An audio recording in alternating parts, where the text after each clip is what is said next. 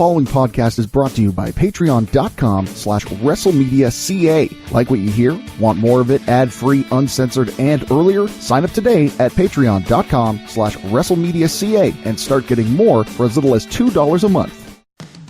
Welcome to We Have Till 5, part of WrestleMedia, where everything is wrestling, and wrestling is everything. I am not Andrew Kent, nor am I Drew Ferris. I am neither of those guys either. And this is also not The Lasting Mark, because that's their gimmick, saying who they aren't. I'm supposed to be, one of us is supposed to be yelling at the other for getting the name wrong right now. Right. And talking about how bad the show is. Yes, right. Should I try to maybe say something about our website but get it wrong? Would that make... Yeah, you do that part. Okay, sure. And then I'll start talking about guys who wrestle in Japan. Good, please, let's do that. Okay, so go look at all of our stuff, whatever it is. I don't listen to the shows or do anything on our social media or interact in any way, shape, or form. You can check it out at WrestleMarauders.uk. Matt, was there a particular match happening at New Japan Danaku that you want to talk about? Yeah, 12 stars to Ibushi versus that other guy, Kenta Omega. Well, those, yeah. Well, I was going to say two of those guys are Japanese wrestlers, but one of them is very famous for working in Japan. Oh no! Now I've switched roles. Okay, now you mess up something about the network. If you guys like listening to Matt and Adam, the white bread of the network, you can catch them on Fridays at 8:00. Because Drew has no idea what the schedule is. I mean, Ferris. Whatever. I can see why their show is so hard. I'm telling you, it is not the hosts. It's not the Drews that's the problem. This show is cursed. It is. It is a cursed show. That's what happened when Andrew kicked me off. I put a Papa Shango curse on this whole thing. That is why I've been bleeding black goo. Thank you so much for clearing that up for me. I appreciate that. You put a spell on me, and now you're mine. It's a good song. That could be Bray Wyatt's new theme song. I would be cool with that. It could have been his old theme song. It would be great if this episode was about Bray Wyatt and we could just naturally segue into that. You know who Bray Wyatt maybe should have had a WrestleMania match against? I think he did. Technically, in the record books, I think technically it was a handicap match, but maybe it was just a one-on-one against the man we're talking about today, The Rock, is the People's Champion, The Rock, Dwayne "The Rock" Johnson. Is he more famous to movie audiences now than he is to wrestling audiences, or ever was? Yes, I will say yes, 100% he is. Is he the biggest movie star to start out in a different, I don't want to say genre, but like, is he the biggest athlete, I guess, to become a movie star in terms of the success he's had as a movie star? Like, guys like, I can't think of, like, nobody immediately comes to mind of, so like a guy wow. like, I mean, this probably doesn't even compare, but a guy like Chris Christopherson was a country singer and still is a country singer, right? Mm-hmm. But he's been in like over 100 movies. But you don't go to a movie because he's in it. I mean, he won. Maybe back in the 70s. That's what I was going to say, right? He won a Golden Globe. Yeah. I don't know. Like, I mean, there's probably plenty of musicians who have made that transition, right? I mean, Gaga's doing it right now and doing a pretty good job. But, I mean, we'll have to wait and see if she has any longevity, right? Cher did it pretty well. Cher's a pretty decent actress and pretty good singer, too. Elvis made a ton of movies. Madonna. I think Madonna won a freaking Oscar, too. So, for Best Evita. Supporting? For Evita. I think she won Best Actress for Evita. Maybe I'm wrong on that one, though. I don't know. You're the cinephile out of the two of us, so I trust your judgment. But I think, because before you could probably claim, like, Arnold Schwarzenegger was the biggest non-actor to have success from the sports world because he was a bodybuilder. Yeah. Then prior to him, maybe even Lou Ferrigno. Yeah, but I feel like The Rock has surpassed all of them for a guy that didn't start out as an actor. Has he passed Schwarzenegger is a good question. I think he has. I don't think he's had that iconic movie yet. Schwarzenegger has. It's because he does so many different ones. That's why Schwarzenegger did. You know, okay, because that's the thing. Schwarzenegger did Terminator. Yeah, but he also did Kindergarten Cop. Well, you said different movies, right? Okay, hold on. Do you want me to? I'll give you a good example. Yes, he did the Terminator, but he also did Twins. Do not even sit there and pretend like Twins isn't a good movie. I'll punch you in the face. In grade 6, in sex ed, some guy raised his hand and said, "Is it true guys can get pregnant? Because I heard Arnold Schwarzenegger had a kid." And that guy grew up to be Andrew Kent. No, kidding, Andrew. I love you. I'm only teasing. Obviously that kid was just being smart alecky. Yes. But that's the point, right? He said, but we know, because Junior, terrible movie, but we know, right? I don't think The Rock has had that movie yet, where it's been like, that's the movie everybody knows, that's the movie everybody quotes. You could make an argument for the Fast series, but that's an ensemble too. You know, it's not just him. And also, like, there's nothing that's like Arnold Schwarzenegger is the Terminator. Right. The Rock, or Dwayne Johnson, is The Rock. And Rob Schneider is a carrot. Stapler. Insert inanimate object here. Callback jokes. We love them. And South Park, of course.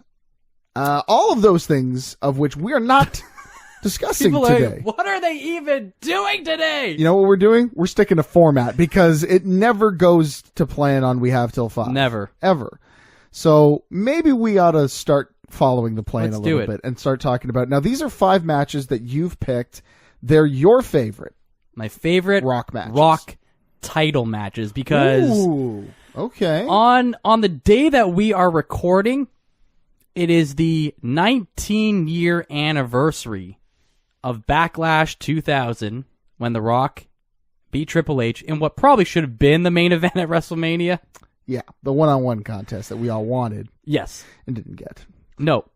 I mean, okay, quick sidebar, flip the roles. If you had Rock versus Triple H at Mania and then you got that fatal 4-way at Backlash, would you have been okay with that? Totally. Okay. Yeah, sure. I can understand the argument being that, like, you know, it would have been a bigger deal if it were at Mania because of the bigger names. So I can understand why, but I agree. And you get Foley, his main event. Yeah. So it makes sense. He gets his payday. So it's all exactly. All good. Anyway, so 19 years ago, that pay-per-view happened, and it's one of my favorite. The show overall is pretty decent. It's a lot of WrestleMania rematches from WrestleMania 2000. Sure. Or continued rivalries from WrestleMania 2000, but the Backlash 2000 main event is one of my favorites, and so it just got me thinking, let's talk about something to do with that. So I figured, let's talk about my favorite championship matches involving The Rock.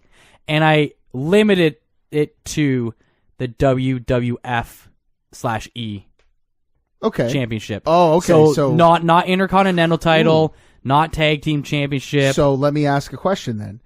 Does that then negate any defense of the WCW or World Heavyweight title? It doesn't, but I didn't pick one of those as my top 5. Ooh, okay. Even though I know that there's one there that's really good. We're going to fight then. All right, but that's okay.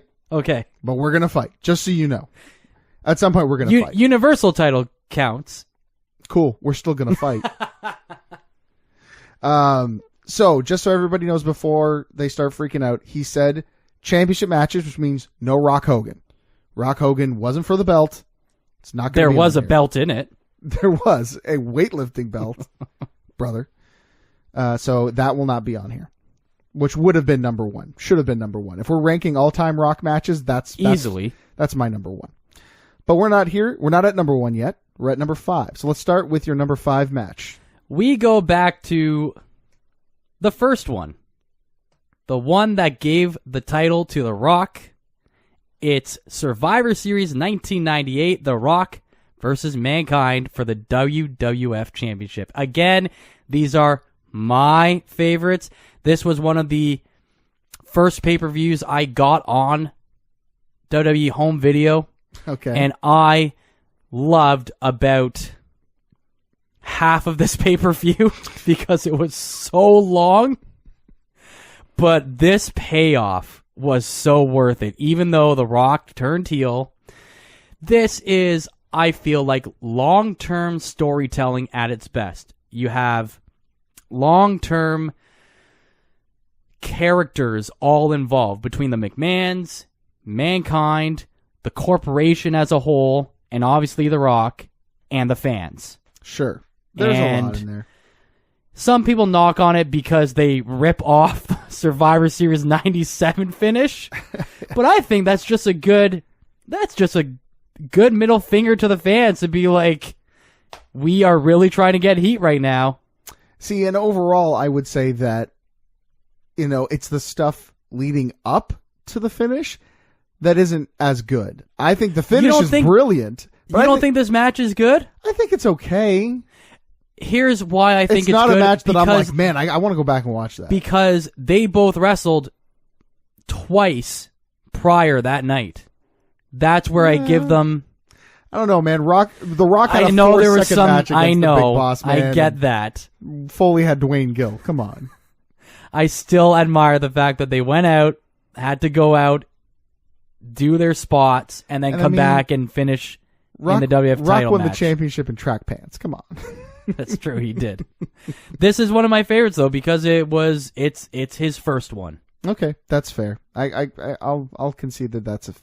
And again, the story going in, the long-term storytelling of The Rock trying to overcome the odds of the corporation, to be the people's champion, and it was just like, nope. Wait, nope. I am the corporate champion. Are we going back and forth on numbers, or did you? Sure, yeah. Go. Because at number 5, I would put John Cena versus The Rock, WrestleMania 29. I think this match is criminally underrated. Bell to bell, it's not his best. That's why it's number 5. But there was so much emotion involved with it. And that's what The Rock does best, is he elicits emotion from the crowd. This 2-year buildup that they had heading into it. And if you go back and watch their WrestleMania 28 match, it's not great. It is... Actually, it's bad. It's a bad match. This match is so much better. You can tell that Rock was like, I got to impress this time out. I'm passing the torch here. I've got to be in the best shape of my life. And I think you could make the argument Rock is in the best in-ring shape of his life during this matchup. My God, he is so incredibly... he shows off how athletic he is in this matchup. I like this one a lot. I think there was a good story here. And of course, just this idea of that, it was Andre passing the torch to Hogan passing the torch to Rock, and now Rock passing the torch to Cena. So I'd put that on my number 5. It is a match I've gone back and watched again and enjoyed quite a bit. A worthy main event for WrestleMania. So yeah, that's my number 5. Number 4, I have one of my favorite triple threat matches of all time. It's Rock versus Angle versus Undertaker for the WWE Championship, WWE Undisputed Championship at Vengeance 2002. That's an excellent pick. You have 3 very different styles combining for one very well-told story. Yeah, I agree with you. And not a ton of... There's a lot of false finishes, but they all make sense. Mm-hmm, mm-hmm. And even the actual finish where Undertaker almost breaks up the pin is, I think this has you on the edge of your seat because any one of these guys could have won. Yeah. The next month you go in and it's Rock versus Brock at SummerSlam. So really... Brock gets a long feud with Undertaker. He gets a long feud with Angle. Mm-hmm. You could have easily had either two of those guys kickstart that feud at SummerSlam by someone else other than The Rock winning the title at Vengeance. But you don't. You go with The Rock. They get their one off, and it's brilliant. But the triple threat match, again, it's just, I am a guy who does enjoy multi-man matches, and when they're done well, they're done really well, and this is to me one of the best. Hey, this is a commercial for patreon.com/WrestleMediaCA, where you can get early access to episodes of your favorite WrestleMedia shows, get full uncut and uncensored versions of your favorite shows, and more. Don't want to hear this commercial on your podcast anymore? Sign up at our main event tier and get these episodes ad-free. Want to hear your own commercial here instead of ours? We've got tiers for that too. Visit patreon.com/WrestleMediaCA and join the WrestleMedia revolution today. This one would have easily been an honorable mention for me, and I really thought hard about putting it on my list at the spot you just put it at, so we almost had same.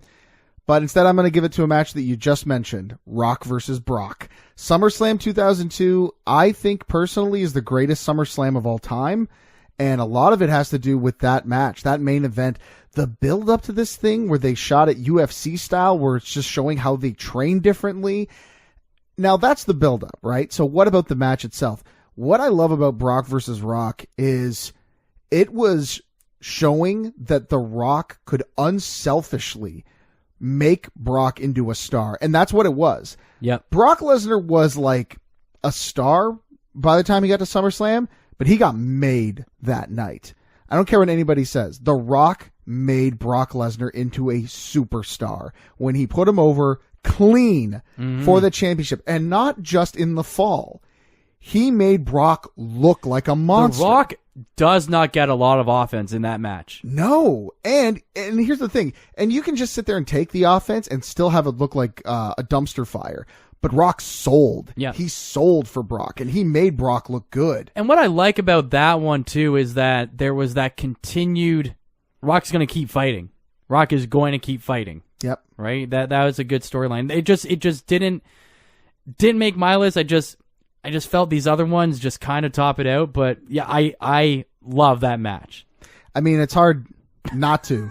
Yeah. Right. I honestly. And Paul Heyman plays a perfect manager, so heel manager in that match. Such a good match. Okay, let's hear number 3, sir.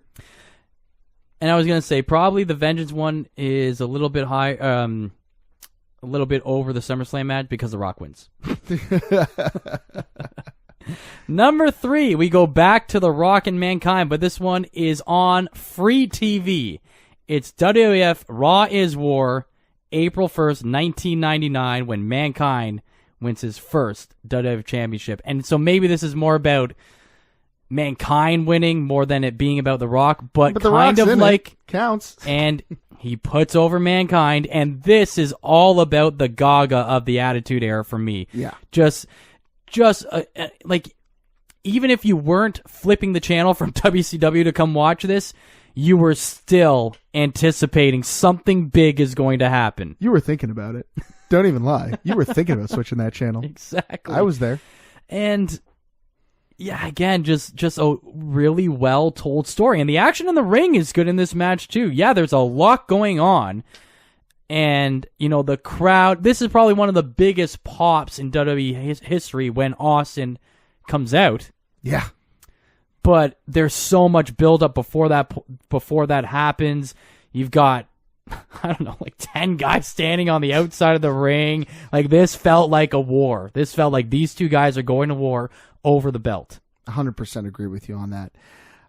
That would have been one of my honorable mentions for sure, because you're right. It is all about that moment, and Rock helped create that moment by being the perfect villain for Mick Foley. There's no question. And remember, they went up against a Hogan versus Nash. Yeah. Main event for the title. Yeah. Yeah. It was a big deal. And they won. Yeah. Soundly. Yeah. So, goes to show you power of character, right? Absolutely. And storytelling. My number 3, definitely wasn't for free. And it's one of Rock's, again, one of his more recent matches. In fact, I will go down, I will fight for, okay, maybe I won't say that it's the best non-Rumble match in Royal Rumble history, but for me, it's easily in the top 5. Maybe even the top 3. It's Rock versus CM Punk at Royal Rumble. I almost put this one on there. It's in my honorable mentions, but yeah, I love this match so freaking much. CM, you want to talk about like how The Rock was the perfect bad guy? Punk is the perfect, him and Heyman and the Shield all working together, a bunch of scheming weasels, and Rock is the ever triumphant good guy who just will not give up. Even when the ref is going to like end the match and disqualify, and Rock's like, no, not like that. We got to finish this. I got to take that belt from him.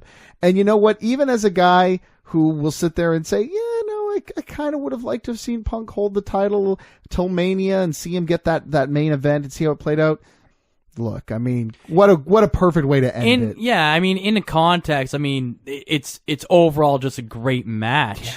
Yeah. Whether you liked what happened after or whatever, right? Yeah, I thoroughly enjoyed this match. I remember watching this one with Andrew Kent, and he was so upset about the finish. Just super like, really? You're going to have a part-time guy drop the title of Cena at Mania? That's what you want? I was like, well, yeah. Again, to me, it makes sense because the torch passing. That's what it was. I don't think a lot of people understood that that's what was happening at WrestleMania 29, but that's exactly what it was. It was the torch passing moment where Rock going to Cena and saying, this is it. This is for you. I'm going to go conquer Hollywood now, and then you can follow behind me in a few years. Yeah. See, and the only thing is... Cena's apparently getting cast in Suicide Squad. There's rumor that he's now going to be brought on to the Fast and Furious franchise, so he may literally be following in The Rock's footsteps. Wow, that's pretty crazy. Yeah, it is. The only gripe with it is that they did Cena Rock before and build it as once in a lifetime. Yeah, but that's just marketing. I ain't mad at them for doing that, for goodness sake. Come on, they literally did it with Rock Hogan. Yep. And, well, I mean, it wasn't Mania, no, but it was 1 year later in Montreal. Exactly. And they did it with Hogan Andre. No, they didn't. That's a race from history. You don't know that. Hogan Andre at WrestleMania 3, and they did Backlash. and they did it at WrestleMania 4. No, I know. Like, it literally is, they were spelling it out for us the entire time, and we couldn't even see it, so.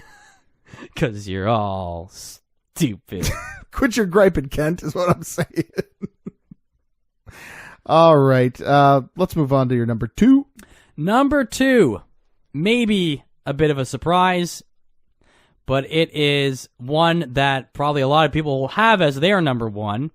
It's the WWF Championship match, no disqualification at WrestleMania X7 between The Rock and Stone Cold Steve Austin. Wow. The reason this is number 2 for me, it's after Rock Hogan, it's easily Rock's second best Mania match, I would say.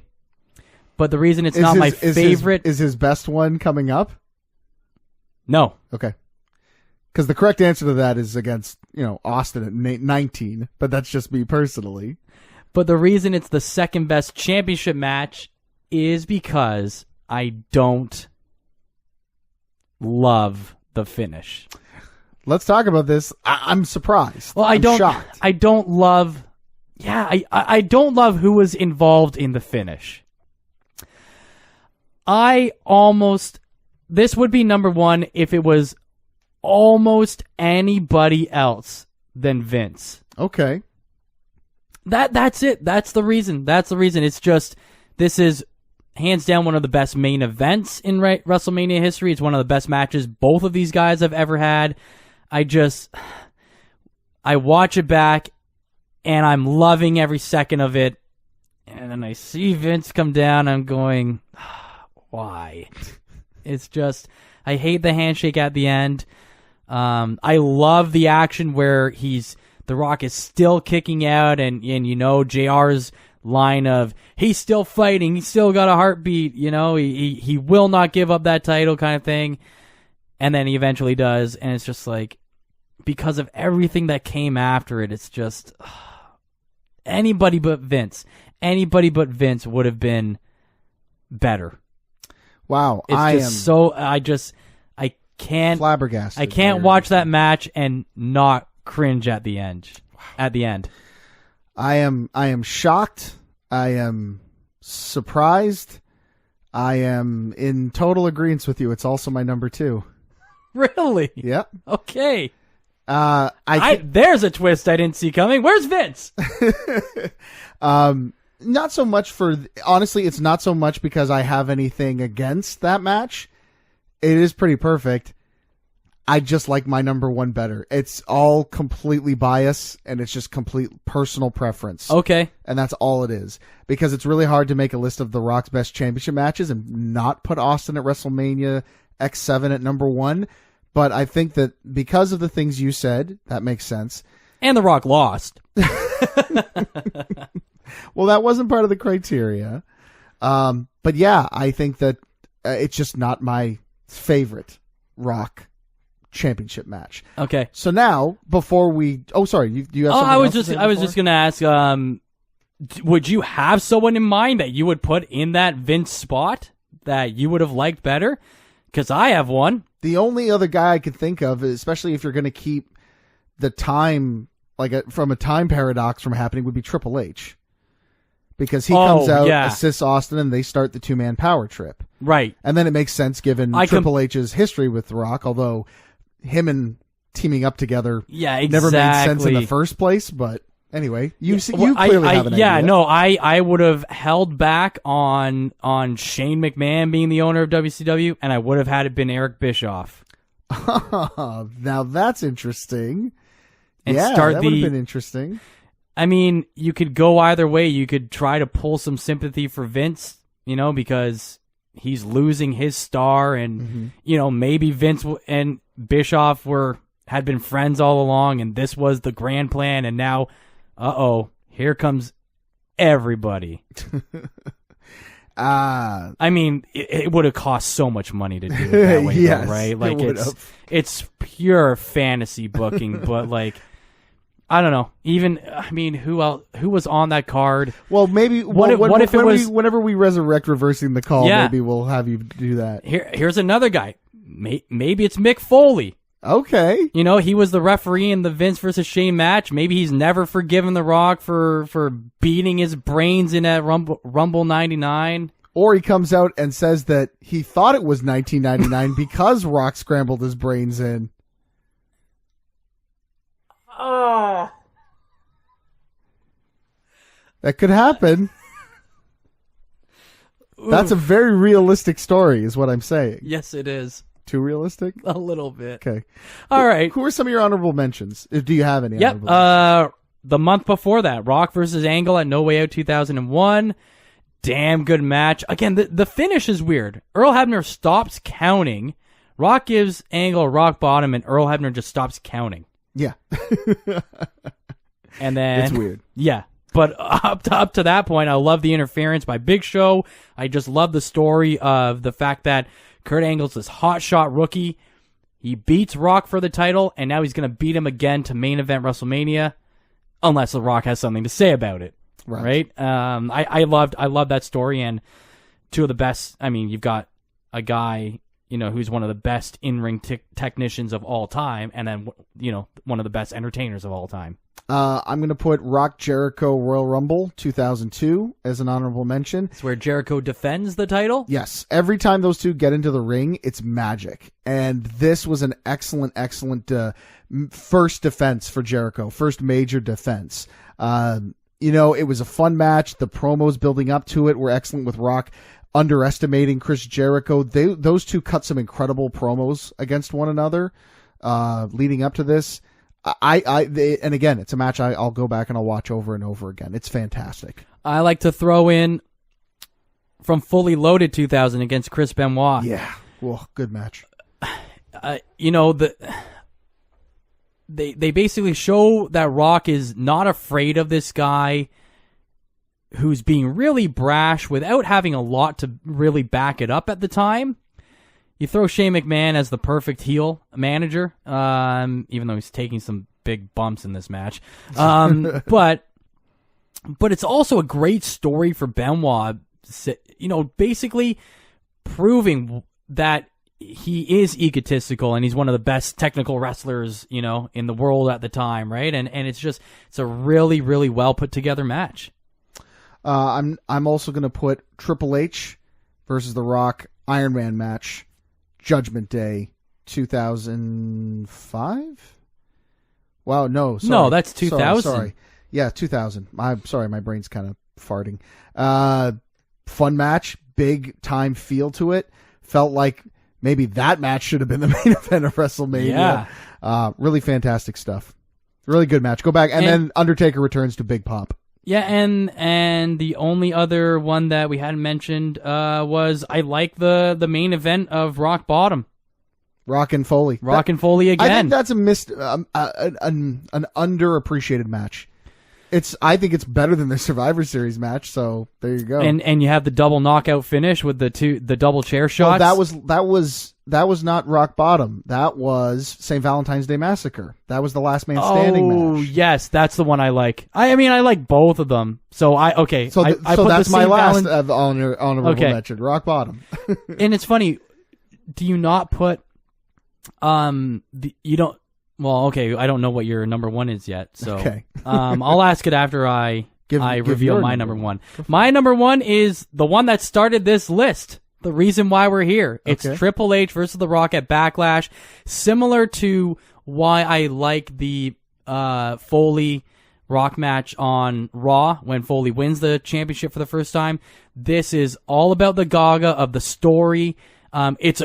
It's a good match from an in-ring standpoint. These guys were hitting each other hard that night.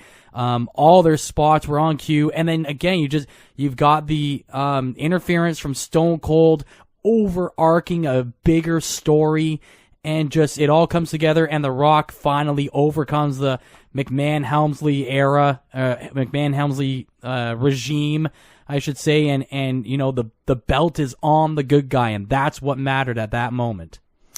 It's a great match. I can't dispute it at all. It was a lot of fun. Not my favorite, though. My favorite has got to be from No Mercy 2001. Chris Jericho versus The Rock for the WCW Heavyweight Championship. That's why I asked if you counted that as soon one. as you asked, I knew you were going to put it somewhere on your list. For me, that is an honorable mention for sure, good. But yeah. It's my favorite Rock match, easily. There's just, again, something about the chemistry between those two guys that's just undeniable. And it was Jericho's first championship, like major championship win. And I don't know what it is. Again, it was just, there was something there. It made sense. Jericho started his heel turn with this, and just the story constantly building up. Jericho can't win the big one. Jericho can't win the big one. I know a lot of people say it's more of a Jericho match, but Rock had to make Jericho in that match too, and he did.